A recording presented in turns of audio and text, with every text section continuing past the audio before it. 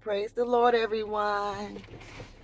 Thank you for tuning in with Dr. Alicia, the preacher. Okay.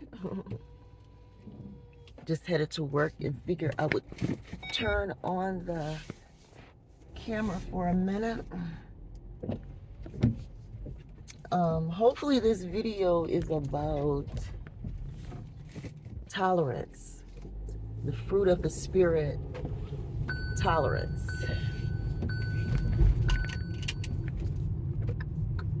From Galatians chapter 5, verse 22. Now, in tarot, there is no, is it temperance? Temperance. I'm sorry. Temperance, guys. I'm saying the wrong word. It's temperance.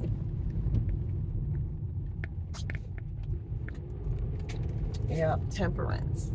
I wonder why I said tolerance. They're similar. They are kind of, I mean, of course, there's differences, but they are kind of similar. But temperance, there's a card in tarot called Temperance too.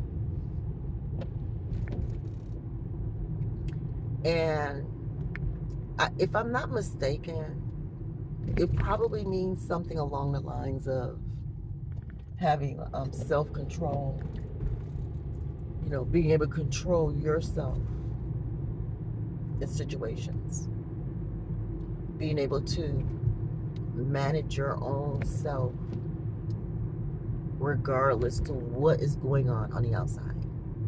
So let's say you have two people that are in a disagreement. You're in disagreement, you're in a heated debate, and y'all starting to maybe yell, you know, it's heated, you know. The heat is what's causing the debate, the argument. The heat is the unresolved issue, the problem.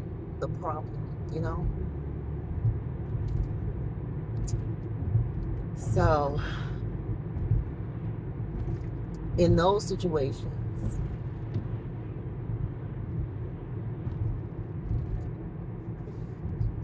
each person involved must control their body, control their behavior, regardless to how heated things get, regardless to how things are unfair, unresolved. You have to control yourself. So, for example, recently I was on the phone with somebody, a very important person. I love this person loved me. Love is not the issue. We have plenty of love between us, me and this person. But during the phone conversation, I began to raise my voice. I raised my voice, y'all. And that's not really my thing. I'm not really known to be arguing with people, raising my voice and stuff like that. But that's just how heated, unresolved things are between me and this person. We just cannot understand one another. It is what it is. We can't understand one another. But we love each other. So what I decided to do, because we cannot resolve these things, and I refuse to stay in a heated position. I refuse to. Because then you start developing these behaviors like yelling and things like that. And those are things that we can't tolerate. We don't want to tolerate. We don't want to put up with. The person on the phone said that it felt disrespectful. And,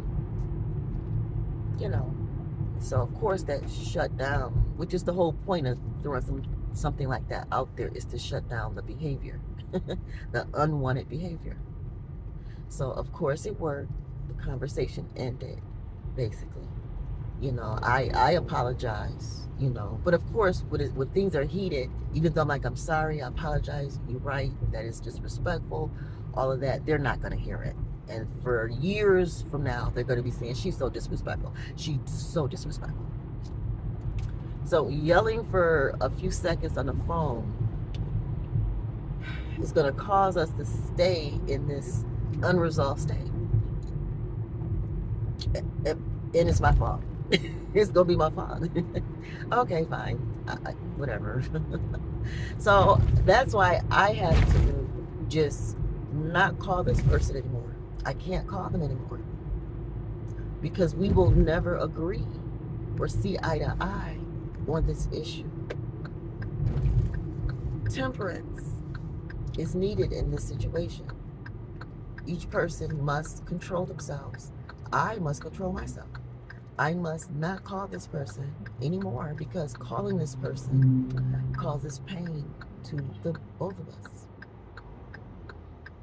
It's best not to talk, even though we love each other. But we don't have the skills between us, just between the two of us, just us. I don't have this problem with everybody in my life. This person does not have this problem with everybody in their life. This problem is between that person and me. We can't understand each other to the point when we're on the phone, uh, it's difficult to manage the heat. So I have to put myself on punishment. I have to. I'm an adult. I have to put myself on punishment because I refuse to be disrespectful. I refuse to stay in an unresolved, heated state. And see, these issues have been going on for a long time. And if they're not fixed by now, they're not going to be, not between us. Some things only Most High can deal with. And He will deal with it in His own time. It might be during our breathing lifetime, or it may be after the fact. Some things will have to be dealt with on Judgment Day. The things that we cannot temper here, the things that we can't temper here, the things that we can't fix, heal from here, we have to have temperance with one another, be able to control ourselves, monitor ourselves, so that we can solve problems. But even in the midst of all that, sometimes Most High must step in. He must step in. And you may say, it's not going to be on Judgment Day. Well, whatever day it's going to be on, it's going to happen. Because Most High don't leave things just, He's not like us. We just want to just leave things in the past. Don't talk about that no more. It don't make me feel good when you talk about that.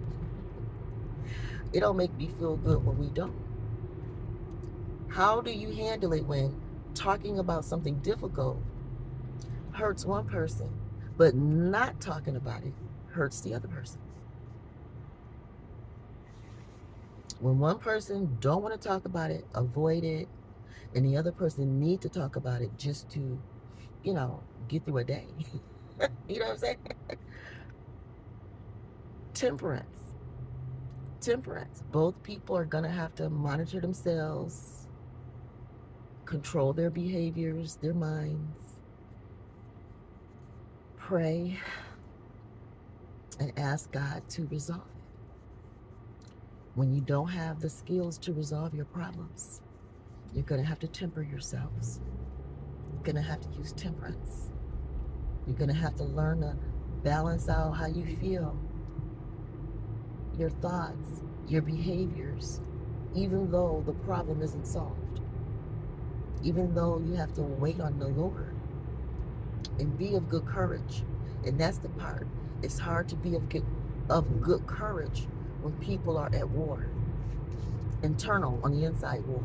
Because see, what happens on the inside, it's going to come out. No matter how many years and years and years you ignore it and act like you don't exist and all of that, it's still going to come out. It's still going to be dealt with. either while you're breathing or while you're not. People think just because they pass on that they're free.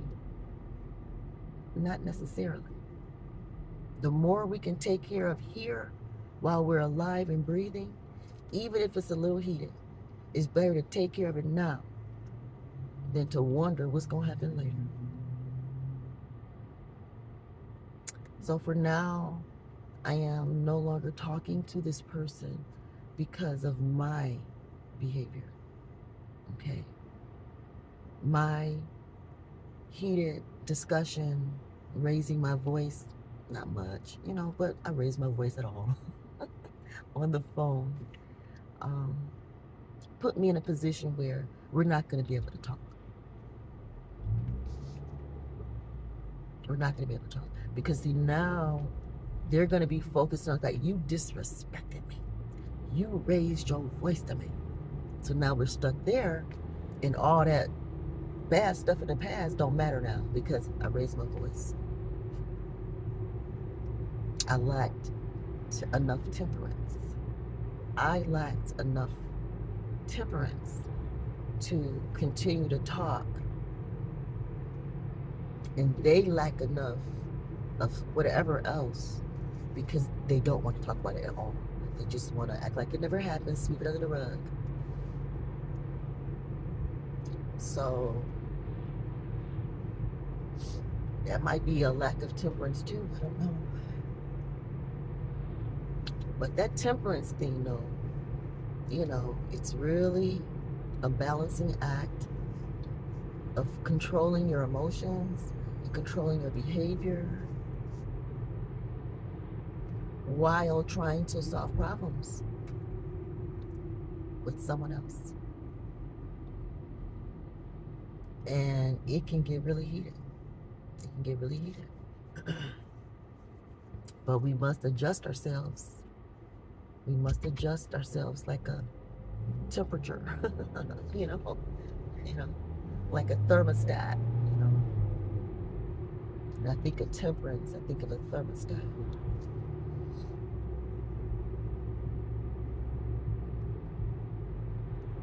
When you feel hot, you gotta turn it down. When you feel a little cold, you gotta turn it up. The thermostat, temperance. You have to adjust your temperance to the heat of the discussion. And yelling is not a good thing. It's not. It's not. But I think when you're over the phone, you can have a little bit more leeway space than if you're in person. Because in person, yelling and stuff, it can escalate to other stuff. I think the worst thing that can happen when you're yelling over the phone is the other person will hang up on you. Yeah, hang up on you. Well, I appreciate the other person not hanging up on me. I appreciate that. And see, on my channel, y'all might say, well, you a pastor. I mean, you just a online YouTube pastor, but any pastor should at least know not to be yelling on the phone. Well, pastors are people too. You could be if God called you right now to be a pastor, you're going to tell him no and be disobedient. Or you're going to be obedient, obey him, and look like a fool. Well, I'm obeying him and just looking like a fool, y'all. Okay. And that's why my little other video I put TD Jakes and God on me, okay? Y'all think TD Jakes done something? Most pastors got a past. And even if they passed, it's still a part of their current life. I mean, they were still chosen for the job. They were still chosen for the job. And sometimes it takes a lifetime to work through some things. It can take a lifetime. Just like this issue that I'm having with this person recently. This has been a lifetime problem. A lifetime problem. We're still dealing with it. Still dealing with it all these years later. To the point where it gets so heated, we can argue on the phone. So why do we think pastors get called to preach and then all their problems just melt away instantly? And they don't have no problems after that ever. And then if we get wind of it, then we just bash them to no end. That's just not fair, guys. It's not. Does that mean pastors got the right to run around and do whatever to whoever, whenever, and have a pass? No, I'm not saying that. I am not saying that at all. But time out for putting them on pedestals and acting like they can't make any mistakes, like even argue on the phone with somebody. Come on now. Without without being considered, the worst ever. See, I'm one of those people. I'm not allowed many mistakes in life at all. When I make the least mistake in life, I get put out, punished to no end.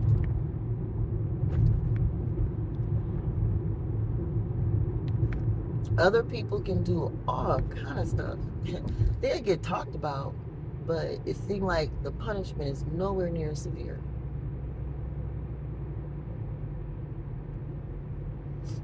I'm not given much room for error in life, and that's okay. Good thing I'm good at math. I like math, so I can add stuff up quick, know how to adjust myself. Like I know I need to sit my butt down somewhere and stop calling that person and expecting something that's just not gonna happen.